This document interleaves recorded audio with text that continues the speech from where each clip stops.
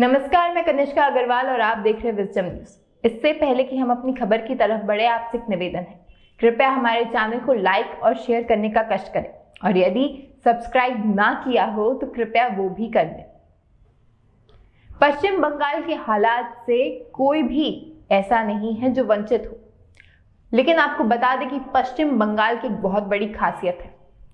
खासियत इस प्रकार से कि जब भी वहां पे मतदान की बात होती है तो हिंसा अपने आप उभर आती है। अब तो यूं कह सकते हैं कि पश्चिम बंगाल की संस्कृति में हिंसा जुड़ गई है। इसी हिंसा से संबंधित कुछ कार्यक्रम आपके सामने प्रस्तुत किए जाएंगे, लेकिन उससे पूर्व हम आपको बताते हैं कि आखिर सरकार इस हिंसा के लिए क्या कर रही है।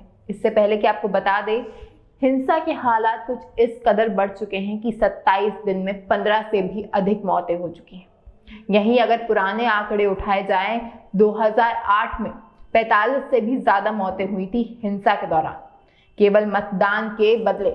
ऐसे में क्या पश्चिम बंगाल में मतदान होने चाहिए या नहीं? सुप्रीम कोर्ट ने कहा है कि निष्पक्ष और स्वतंत्र चुनाव जमीनी स्तर के लोकतंत्र की पहचान है। हिंसा के माहौल में चुनाव नहीं कराया जा सकता। निष्पक्ष और स्वतंत्र चुनाव सुनिश्चित किए जाने चाहिए। पश्चिम बंगाल पंचायत चुनाव हिंसा मामले यानी कि वेस्ट बंगाल पंचायत इलेक्शंस में सुप्रीम कोर्ट ने कहा कि पश्चिम बंगाल पंचायत चुनावों में केंद्रीय बलों की तैनाती होगी। कलकत्ता हाईकोर्ट के आदेशों में दखल देने से इनकार किया गया है। इस फैसले में ममता सरकार और राज्य चुनाव आयोग को झटका लगा है। हाईकोर्ट के केंद्रीय बलों की तैनाती के आदेश के खिलाफ अर्जी खारिज हो गई है। हाईकोर्ट के आदेश का उद्देश्य ये सुनिश्चित करना है कि स्वतंत्र और निष्पक्ष चुनाव हो, क्योंकि राज्य एक ही दिन में सभी सीटों पर चुनाव करा रहा है। इन परिस्थितियों में हम पाते हैं कि उच्च न्यायालय के आदेश में किसी हस्तक्षेप की आवश्यकता नहीं है। पर इन सभी के बावजूद अब भी पश्चिम बंगाल हिंसा की आग में जल रहा है। वहां किसी भी प्रकार का कोई भी परिवर्तन नहीं देखने को आया है। चलिए अब आपको लेके चलते हैं जून के महीने में। 13 जून को राज्य चुनाव आयोग सुरक्षा को लेकर असेसमेंट कर रहा था।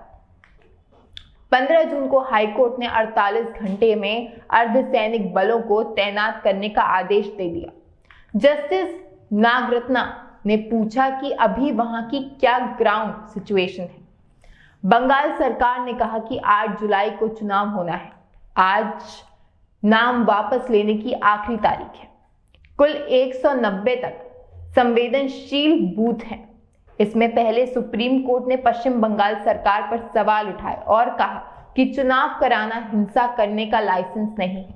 निष्पक्ष और स्वतंत्र चुनाव जमीनी स्तर के लोकतंत्र की पहचान है।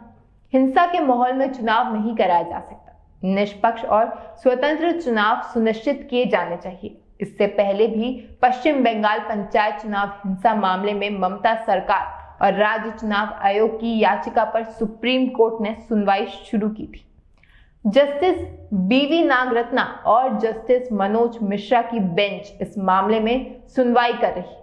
कलकत्ता हाईकोर्ट ने 48 घंटे में हर जिले में केंद्रीय सुरक्षा बलों की तैनाती का आदेश दे दिया था।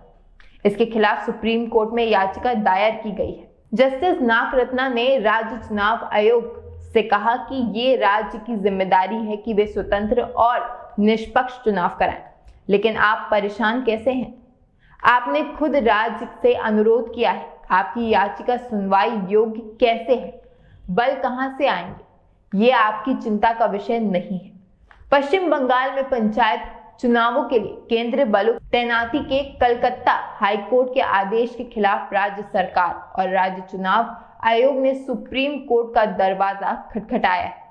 दरअसल हाईकोर्ट ने 13 जून को निर्देश दिया था कि राज्य चुनाव आयोग का तुरंत केंद्रीय बलों की मांग करनी चाहिए और उन्हें विशेष रूप से उन सीटों पर तैनात करना चाहिए, लेकिन मतदान निकाय पहले ही संवेदनशील घोषित कर चुका है। बाद में 15 जून को हाईकोर्ट ने केंद्र सरकार के अर्धसैनिक बलों की मांग करने में अपने कदम पीछे खींचने पर राज्य चुनाव आयोग की खिंचाई की और चुनाव निकाय को निर्देश दिया कि वे राज्य के सभी जिलों के लिए अर्धसैनिक बलों की तुरंत मांग करें और 48 घंटे के भीतर इस निर्देश को लागू करें, जिसके बाद राज्य चुनाव आयोग और राज्य सरकार ने सुप्रीम कोर्ट का रुख किया है। राज्य चुनाव आयोग की ओर से वरिष्ठ वकील मीनाक्षी अरोड़ा ने सोमवार को जस्टिस सूर्यकांत और जस्टिस MM सुंदरेश की अवकाशकालीन पीठ के समक्ष इस मामले का उल्लेख किया था। मीनाक्षी अरोड़ा ने कहा कि उनकी ओर से 13 जून और 15 जून के आदेश को चुनौती दी गई है, जिसके बाद पीठ ने मामले को मंगलवार को सूचीबद्ध करने पर सहमति जताई थी। हाईकोर्ट का आदेश भाजपा नेता शुभेंदु अधिकारी की याचिका पर पारित किया गया था।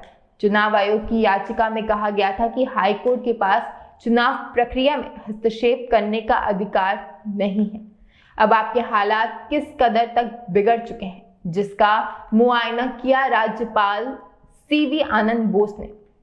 जी हाँ, पश्चिम बंगाल के बिगड़ते हुए हालात को देखने राज्यपाल CV बोस आनंद पहुंचे, जिन्होंने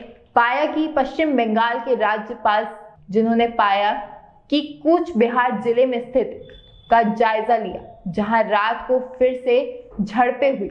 ये जानकारी अधिकारियों ने दी कि अधिकारियों ने बताया कि शनिवार रात को दिनहाटा इलाके में हुई झड़पों में 5 लोग घायल हो गए। पुलिस ने बताया कि घायल हुए व्यक्तियों में तृणमूल कांग्रेस के एक उम्मीदवार का परिजन भी शामिल है।